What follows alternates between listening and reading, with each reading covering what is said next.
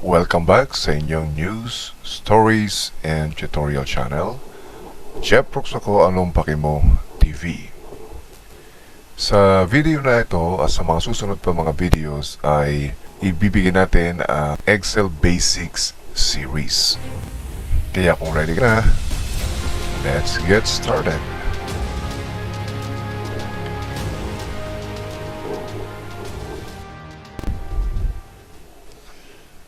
Welcome sa Excel Basics Series number 3.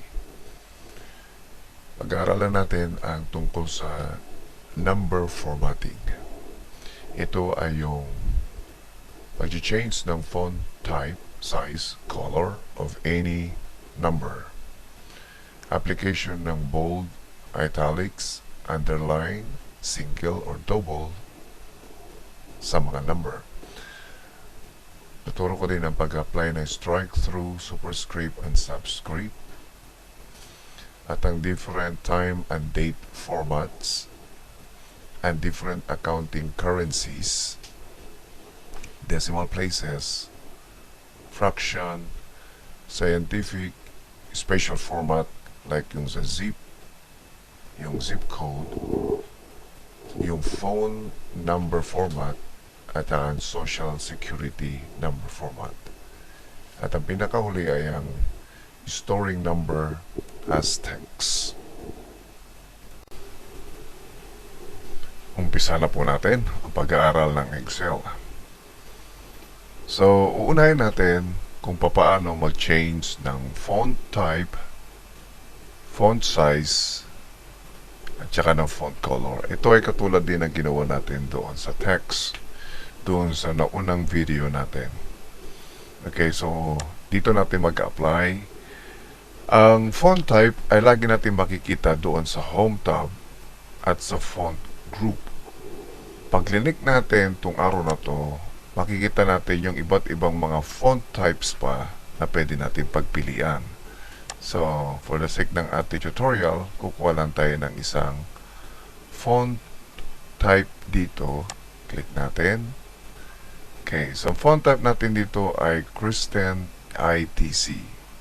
By default, ang aking font type ay Calibre.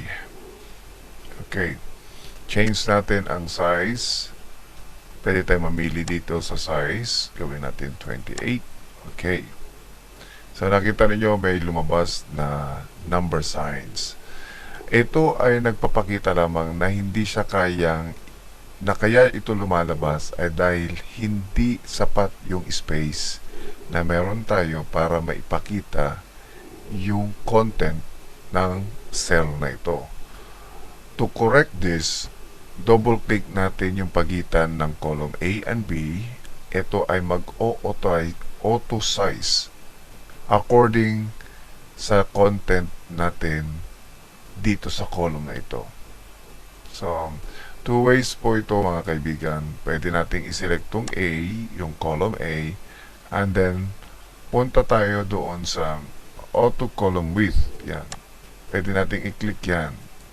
Auto fit column width. Yan. Auto fit column width. Or simply, pwede nating i-double click lang yung pagitan ng column A at saka column B. Pag nakita nyo yung arrow na going to the left and going to the right, yan na yung tamang position ng cursor ninyo na pwede ninyong i-double click line na ito. Yan. So, pag di-double click natin yan in between ang dalawang columns, ito ay mag-auto size according dun sa size na meron tayo o yung content ng cell na meron tayo. Okay, next natin, ay change natin ang column, yung number color. Ito ay kulay black. We can always change it dito. Gawin siyang kulay blue. Pwede rin ninyo siyang lagyan ng background. Like, halimbawa dito, gusto siyang gawing green. That's okay. This time, mag-apply naman tayo ng bold. Select natin yung cell. Doon sa home tab, font group, click natin yung merong letter B. Ang shortcut kinito ay Control plus B. Next, yung italize. Ito sa home tab pa rin at font group ay single underline. So, click natin yung cell to be underlined. Click natin dito sa tabi ng italize, one underline o single underline. And then double underline, doon din. Same place and double underline. Okay, so ngayon mag-apply tayo ng strike through, superscript at saka subscript.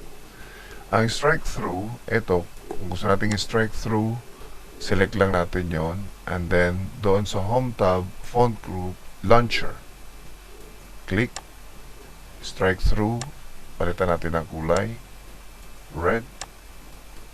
So yan, so meron tayong strike through. Okay, yung pag-apply ng superscript, ang gawin lamang ninyo ay type ninyo kung ano yung content, say 2 meter squared. Okay, click ninyo yung 2 and then superscript and click OK. Subscript, ganun din. Say H2O, select lang natin yung isa-superscript natin. Subscript. Click OK. So, meron tayong subscript. To apply ng decimal places natin, say meron tayong inconsistent decimal places dito, doon sa D5, ito ay merong isang decimal place lang. Dito sa D7, meron tayong dalawang D7 at saka dito sa D11, meron tayong dalawang decimal places. Okay, so meron tayong inconsistent, while dito naman sa D6 ay meron tayong 1, 2, 3, 4, 5, 6, 7, 8, 9, 10. 10 decimal places. So, select natin lahat yan para uniform yung ating decimal places. And then, dito sa Home tab, Number Group, increase decimal, hindi. So, dito tayo sa Decrease Decimal Places. Okay, punta sa General, Number, 2 decimal places, then click OK. Yan, consistent na yung ating number ng decimal places. The same thing, we can also apply here. Ito, click, and then, punta tayo sa number. Yan. Say, halimbawa, nag-iisa ito na 5.55555. Okay. Nagkataon na ito ay, yan, kakaiba siya sa lahat. Marami siyang, by mistake, meron nag-type ng ganito karaming decimal places. Kasi kailangan niyang i-enter lahat ng number. So, siya lang yung maiiba dito. Okay, so, hindi nyo na kinakailangang i-select lahat yon kasi ito lang naman yung dapat ninyong i-edit. Select ninyo itong cell na ito, and then, meron tayo ditong increase decimal or decrease decimal. So, ito lang naman ang ating babawasan. Decrease. Hanggang sa maging dalawa na kanyang decimal places. Okay. Mag-apply naman tayo ngayon ng currency. Currency, by default sa akin ang currency ko ay US dollar. Pagka-click ko to, lahat ng selected na cell ay meron siyang US dollar. Okay. Paano kung ayaw ko ng US dollar? Okay. Gusto ko ay Philippine peso. So, select lang ninyo ito. Click nyo yung arrow down. Select nyo yung move more accounting formats. Accounting. Type nyo dito yung P. Dadaling kayo nito sa selection na mayroong nag-start sa letter P. So, PHP, then click OK. Yan. So, meron tayong PHP. Kung kayo ay nasa UAE and you want to change it to dirhams, ang ginagamit natin dito ay AED. Ang AED ay Arab Emirates Dirhams. So, punta lang din kayo dito ulit sa more accounting formats. Accounting, type niyo dyan ay A for AED or AD, lalabas ka agad ay AED. So, select nyo yan.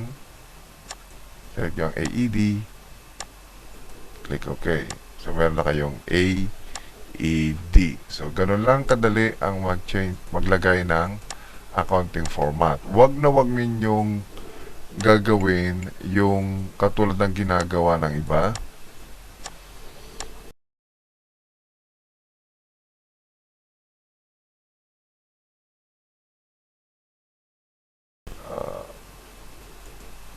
Okay. Ano ba yung ginagawa ng iba? Nagtatype sila dito manually. Okay. Ano ang kaibahan nun? Iano ko lang sa inyo. I will just give you yung difference nung kung bakit hindi ninyo dapat i-type ang AED o yung unit kasi baka hindi nyo makita, nahirapan kayong hanapin, tapos bigla nyong itatype, no? Okay, wag na wag ninyong gagawin yon. Okay, halimbawa, meron kayong lagyan ko lang siya ng total.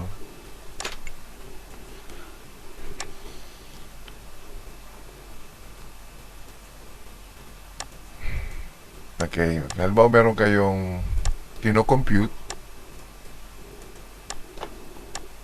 and then gusto nyo lagyan ito ng AED. Yung iba ang ginagawa, tina-type nila. Halimbawa ito ay 15, ta-type ngayon nila dyan ay AED kasi hindi nila makita yung AED. Then click OK. So, anong napansin nyo? Kanina, ito pag tinotal ninyo, 15 plus 15 plus 20, ang total nito ay 50. Anong exactly ang nangyayari kapag ka-type ninyo ang currency? Ano ang panganib na idudulot nito sa inyong table, sa computation? Kapag tinype ninyo ang AED, ito ay naka-stored as text. Mapapansin ninyo na ito ay hindi ito number. Ito ay naka-stored as text. Ang nababasa dito ni Excel, recognize nyo ito as text kasi meron siyang text ditong kasama. Hindi siya actually number. Kaya hindi niya nako-compute ito. Okay? So, iwasan ninyo na i-type ang currency kung hindi nyo nakikita. PHP, tapos magta-type kayo ng 20, lalagyan ninyo ng decimal. So, parang parehong-pareho nga naman siya ng 20, tapos nilagyan ninyo siya dito ng currency.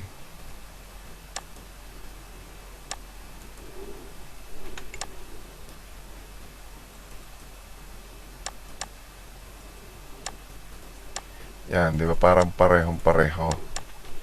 Okay, ano pala siya?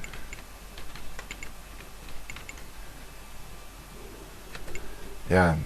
So, kung titingnan nyo yung dalawa, parehong-pareho. Ano ang kaiba nila? Ito ay stored as text. Ito naman, as you can see here, general. Ito naman, naka-stored as accounting. Okay. So, kung meron kayong other details, like meron kayo ditong 10 and 10. So, wala silang kaibahan. 10 at saka 10. 10 and 10. Pag tinotal ninyo, doon nyo makikita na may error. So, kahit mano-mano ninyong i-compute yan, ito ay, yan, isa pa yun, mapapansin kagad ni Excel na hindi yon number, kaya hindi niya i-calculate automatically. So, ito ay 20 lang, samantalang yung sa isa ay 40. Anong kaibahan? Ito ay stored as number. Pero itong isa, nasa taas ay hindi. Ang kinakalculate lang niya dito ay itong dalawang number na ito. Okay, samantalang dito, pati yung 20 na i-calculate niya. So, be careful of typing the currency. Okay. Each time na magpapasok kayo o each time na magta-type kayo ng number, automatically sa Excel, ina-align niya ito to the right.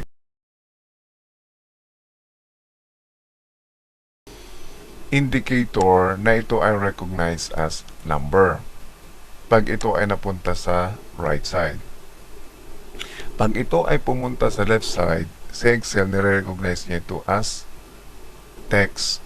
Kaya lang, ang number, po pwede rin kasi ninyong, although recognized as number, po pwede ninyong siyang i-arrange pa rin. Like, kung gusto mo siyang ilagay sa gitna, click mo ito. Kung gusto mo siyang ilagay sa gilid, pwede mo pa rin siya. Pero recognize siya as number. Ang sinasabi ko ay by default, na pag nag-type kayo, automatically sa Excel, lalagay niya to sa right side. So, ito yung proper alignment ng number. Okay. Next natin, pag kayo ay magta-type ng percent, okay, halimbawa, intendedly, meron kayong 5%. Yung iba kasi ganito ginagawa. Okay, balik tayo dito sa isang, okay. Halimbawa, 5, in-enter ka agad nila. So, meron ka na kagad dyan, 5. Pero yung 5, you change your mind. Sabi mo, gagawin ko siyang percent. So, babalikan mo siya ngayon. And then, i-apply mo ngayon yung percent.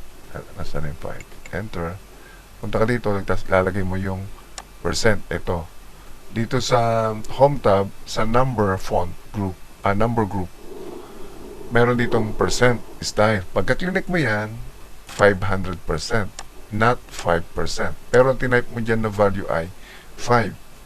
Nung in-apply mo yon, naging 500. So, be careful kung ano yung intended na value. So, ang gagawin mo dyan, immediately, kailangan mong i-type yung percent after ng number. So, if it's 5%, 5, and then type mo agad yung percent. Then, click enter. So, always remember, kung ito ay intended na percent, i-type mo kaagad yung percent. Pero just in case na nagkamali ka, 5, tapos nilagyan mo siyang nilagyan ng percent, naging 500, i-correct mo lang siya. Type mo yung 5, and then the percent, that should be corrected. Sa decimal places, inaral na natin kanina yan, para i-increase natin ang decimal places, choose natin kung ano yung gusto nating i-increase. And then sa home tab, sa number, meron tayo ditong increase decimal. Click mo lang yan. Kailan natin ginagamit ito? When there are numbers na malaki at yung 2 decimal places ay hindi sapat at importante na makita nila yung the rest ng mga numbers, like halimbawa yung pi, ang value ng pi ay 3.1416. Okay. Gusto mong, kung ito ay naka 2 decimal places, 3.14, which is, ito naman yung normal na ginagamit natin sa pi. Pero, meron pang other numbers kasi sa pi. Hindi lang siya 3.14. Meron pang other numbers. Kung gusto nating ilabas yon, yan. Increase natin yung decimal places.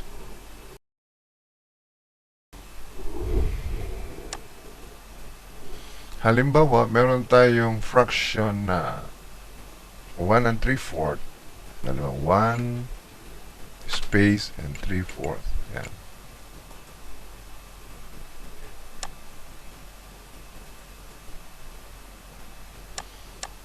Meron tayong mga entries na gusto nating ilagay siya sa fractional form. Halimbawa itong 0.005. Gusto natin siyang gawing fraction. Select lang natin itong portion na to and then select natin yung fraction. Ito. Click yung fraction. Okay, so hindi lumabas yung tamang ng fraction niya. Kailangan natin siyang i-adjust para lumabas siya. Okay, paano natin i-adjust yung fraction? Click natin ito and then sa fraction, may choices tayo dito like up to 2 digits, up to 3 digits. So, ilalagay ko lang yung up to 2 digits. Click OK. Yan. So, lumabas na siya. Kanina 0 siya. Ito ngayon ay 1/20. Okay. May mga pagkakataon na kinakailangan yung i-increase yung fraction into 1 digit. Kasi halimbawa ito, pag ginawa ko siyang fraction, okay, click natin yung fraction, 1 and 3/4. Gusto mo na lumabas yung ilang numbers kasi hindi lang talaga siya 3/4 yung 0.75 kasi may 3652 pa siya. Yung 0.75 ay 3/4. Diba? 0.75. Pag change natin into fraction, ito, yan ay 3/4, yung 0.75. Pero the number, dito, meron siyang 3652 pa na remaining at gusto natin na makasama din siya na nakikita natin as fraction. Okay, so ang gagawin natin dyan, increase lang natin yung digits. So, click natin ito, and then lagay natin yung sa up to 3 digits. Yan.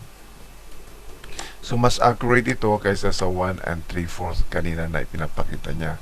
So, this is 1 and 361 over 479. Okay. So, yan yung pag-a-adjust natin ng fraction. Okay, dito tayo sa storing number as text at saka yung special format. Okay. Sa special format natin, meron halimbawa tayong number, mobile number. Sa UAE, ang mobile number natin, halimbawa nag-start sa 050. Nagtapos, meron tayong 1, 2, 3, 4, 5, 6, 7. Okay. Pag in-enter natin yan, okay, nawawala yung 0. Change natin ito sa mobile kasi intended for mobile number siya. So, ito gagawin lang natin. Lagay natin sa special and then select natin yung phone number and then click OK. So, ganito ang format. Wow, don't be tempted na gawin ninyo yung ganito.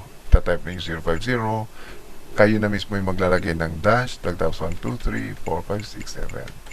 Okay.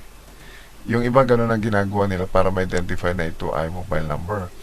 Pag marami kayong data, halimbawa marami kayong mga number, minsan iba-iba ang format ng pagkakatype nila.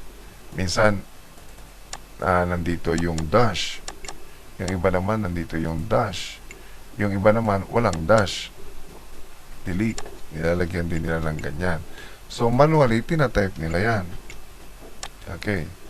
So, napakahirap tignan ang data na iba-iba ang format. So, ang gawin lang ninyo as is, i-type ninyo kung ano yung number without anything. Like 052 and then 1, 2, 3, 4, 5, 6, 7. Type lang ninyo yan and then change lang ninyo into format. Phone format.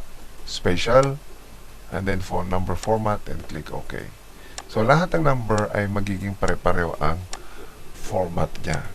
Okay, so that is the proper way ng pag-enter ng mobile number or phone number. Okay. A special format, zip code, ganon din sa social security number. Zip code, halimbawa, social security number ay 1, 2, 3, 4, 5, 6, 7, 8, 9. Okay, so halimbawa ito yung social security number.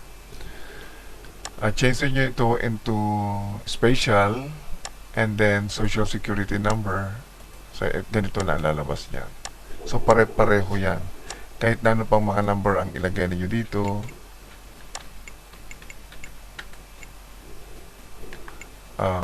Halimbawa, you have 1, 2, 3, 4, 5, 6, 7, 8, 9, 10. So, kailangan 10 number. 1, 2, 3, 4, 5, 6. Okay. So, meron pa akong number dito. And instead of another number 1. Okay. So, lahat ng ito, select mo lang hanggang dito. And then, change it to special and select yan, social security number. The same applies also sa zip code na ginagamit natin. So, yan. Pare-pareho na yan. So, kung halimbawa magta-type ako dito ng another number, another security number, yan. So, mag-adjust na ngayon siya. Ito ng format natin. So, uniform ang ating number. Nagkaroon tayo dito, sumobra yung number. Hindi dapat kasama yung 5. Delete mo yung 5 and then enter. Yan. So, pare-pareho na kanyang format. Sa zip code, ganun din. Okay. Scientific. Ginagamit natin ng scientific form pag medyo mahaba na ang content ng number natin. Halimbawa, yan, enter. So, mapapansin natin dito meron siyang E, tapos meron siyang plus 11. Pag napansin nyo na meron siyang E, this signifies na ito ay scientific number. Okay. Para ma-show ninyo ang scientific number,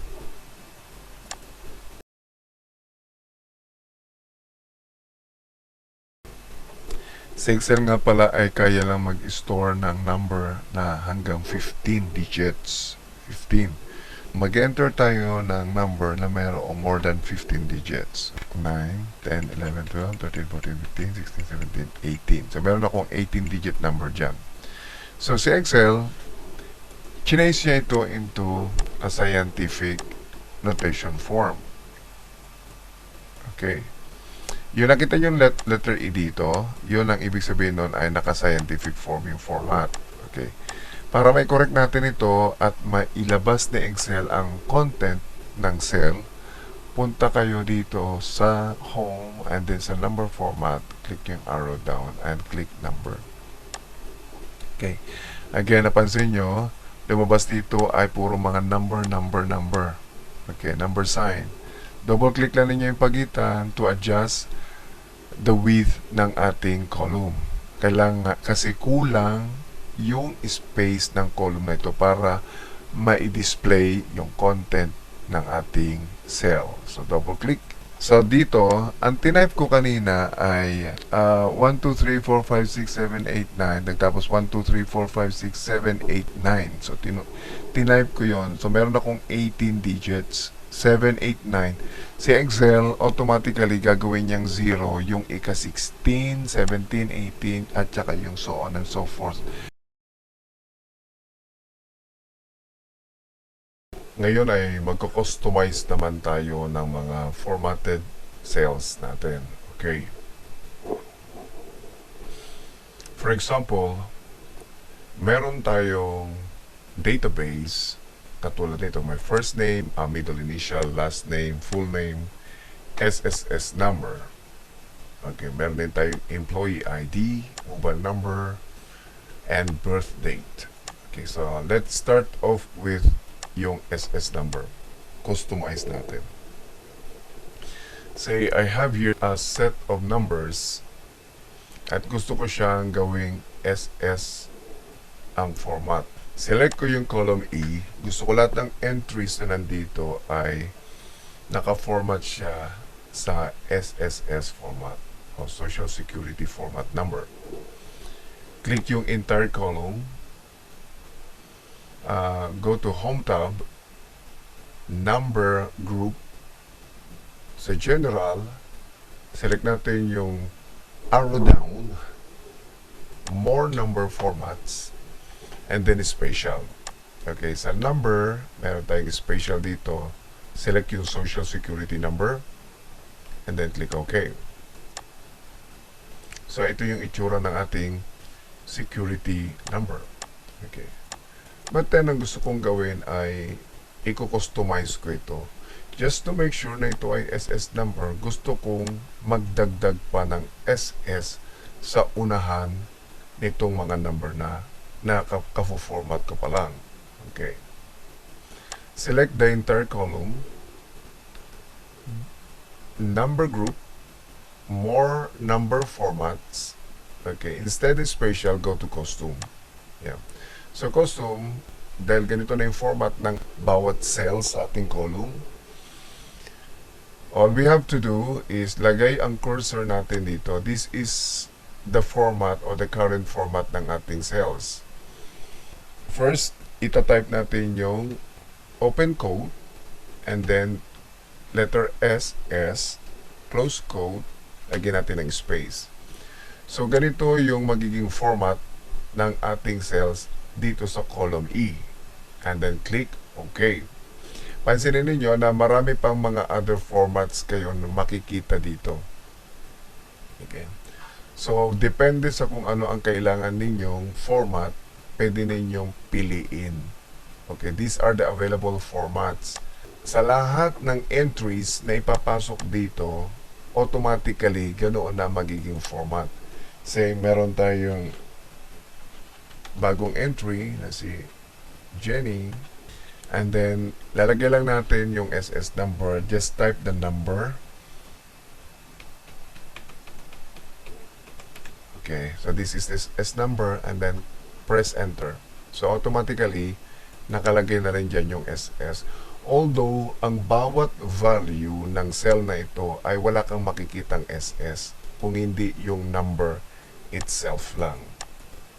Wag ninyong gagawin yung itinatype pa na SS. Halimbawa, that may work pero masyadong nakakapagod kasi you always have to type SS and then the number and then yung format niya. So, there's no sense na ganun ang gawin ninyo each time magkakaroon kayo ng mga entries. Magiging mabagal. At saka yung consistency ng inyong format magbabago. Okay, now we can do the same dito sa employee ID. Halimbawa, itong mga numbers na ito are intendedly employee ID. Pero gusto mo, meron din siyang word na EID sa unahan ng mga number na ito. Okay, select the entire column. The same thing as what we did sa column A. And then, more number format, custom. Okay, so nakalagay dyan ay general. Pero piliin natin yung 0 kasi ito yung maglalagay lang tayo dyan ng number. Any number. And then, open quote, yung EID, this is employee ID, that's the code. And then close it with a quote and give a space, then click OK. Yan. So, meron na tayong, although, yung value ay ganun pa rin, 2145. Hindi nyo nakikita yung EID dyan. Okay. I-center ko lang silang lahat para pare-pareho sila ng itsura. Now, dito tayo sa mobile number. Pagka-custom na mobile number, all we have to do is to select the entire column. Okay, go to number group, more number format, and then spatial. Click spatial, select yung phone number. Okay, then click OK. Walang nangyari dyan. The reason to that is this is stored as text. Napansin nyo to, formatted as text or preceded by an apostrophe. Okay, although ito, ang format natin ay nakalagay na siya sa spatial. As you can see here on top, spatial na yung formatting nito. So, double click na natin ito, or simply punta tayo dyan and then click, double click and press enter, double click and press enter, double click and press enter para mag-appear lang yung format.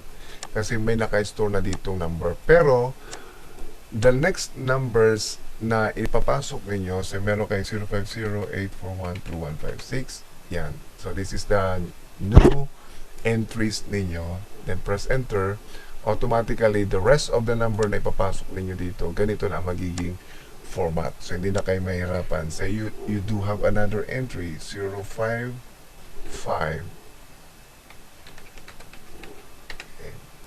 So, automatically, mag-change na siya dito sa ganitong format. Now, meron tayong different format sa dates. This is the birthday. Pag chinek natin yung value nitong cell na to, ang birthday ni John De La Rima ay 31 of March 1988. Sa ganitong format, nakikita natin na ang unang nakalagay ay ang day, followed by month, followed by year. Ang nakikita lang natin dito yung day at saka yung month. To do that, pwede natin itong i-change into longer date kung gusto nating isama yung year. Okay. Click natin dito sa my general, arrow down button, and then more number formats. Punta tayo sa date. Sa date, napakarami ng format kayong pwedeng pagpilian. Okay, yung nakikita nyo na merong asterisk, date formats display date and time serial numbers as date values. Date formats that begin with an asterisk, ito yan, dalawa yung nakikita nyo dito, with asterisk. Yung first, yung month, day, at saka yung year. Yung pangalawang asterisk ay meron siyang day, yung araw ng araw mismo. And then followed by the month, the day, and the year. Dito sa una, okay, pagka-click natin itong date format na ito, click OK, yan, makikita ninyo na meron na tayong 3/31/1988. But then, pag itong ganitong klase ng format, sometimes very confusing. Halimbawa, ano ba uunahin ko? Sa data entry, halimbawa, ang birthday ni Jenny A. Rivas ay February 2. So, March 2, 1994. Ano ba? March 2. Ano ba uunahin ko? So, dahil ganito ang format, definitely, uunahin mo ay March 2. So, uunahin mo yung month. So, ito ay 3/2/1995 or 1994. Enter. So, ito na yung proper format niya. March 2, 1994. Pwede kasi itong malito, pwede rin kasi isipin na ito ay February 3, 1994. Okay. But, depending on the other entries, makikita mo yung, ito ay nauuna ang format, o pwede mo kasing ilagay dito sa taas. Ang format ay month. Okay. Lagay mo ang M, followed by day, followed by year. Para makita lang nila yung format nito. Para yung susunod na maglalagay ng mga entries or data entry ay hindi malito. Okay. What if gusto mong i-change yung format? Gusto mong isama yung day. Mahaba. Okay, so what you have to do, click itong arrow down, more number formats, and then date, hanapin mo yung pinaka, like, yung merong, ito. Okay, click. Ayan. So, kung meron kayo makitang mga number sign na ganito, para mag-auto-adjust siya sa width at saka sa laki ng mga cells na nandyan sa loob, double click lang. Double click. So, alam natin ang March 31, 1988 ay Thursday. Alam natin ang April 20 ay Monday. 1964 ay Monday. So, kung meron kayong hinahanap anong araw ba ikaw pinanganak. Say, pinanganak ka ng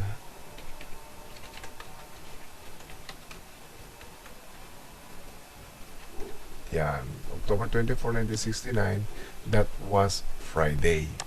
So, madali na natin mahanap kung anong araw ka ipinanganak. Alright.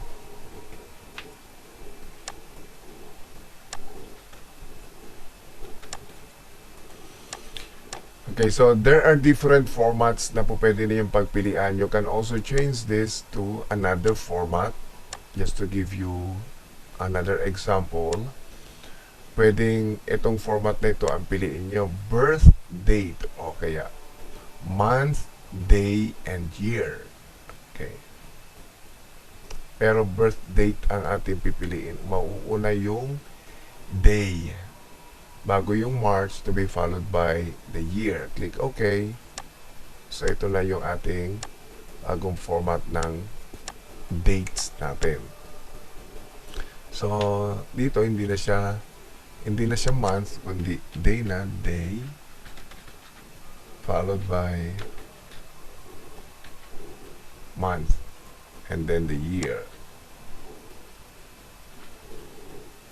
Okay, so ganun lang kadali ang pag-change ng format ng ating mga dates.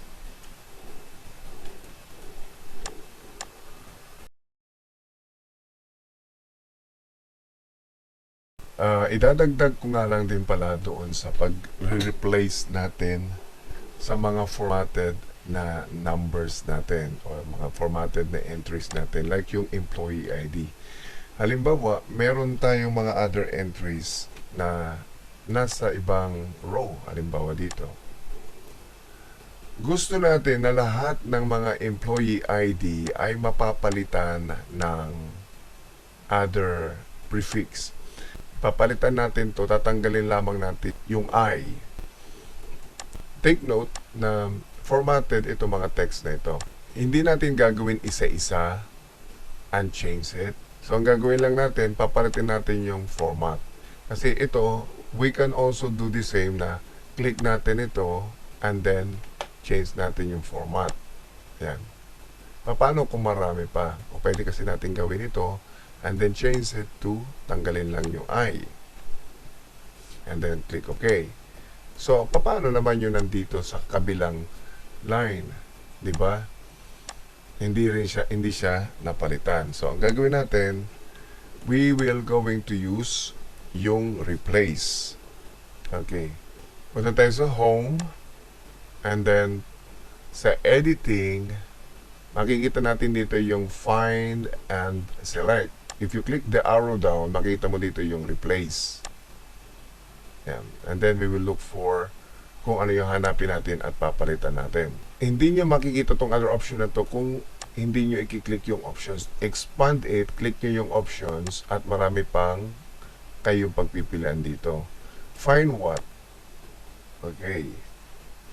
Find what?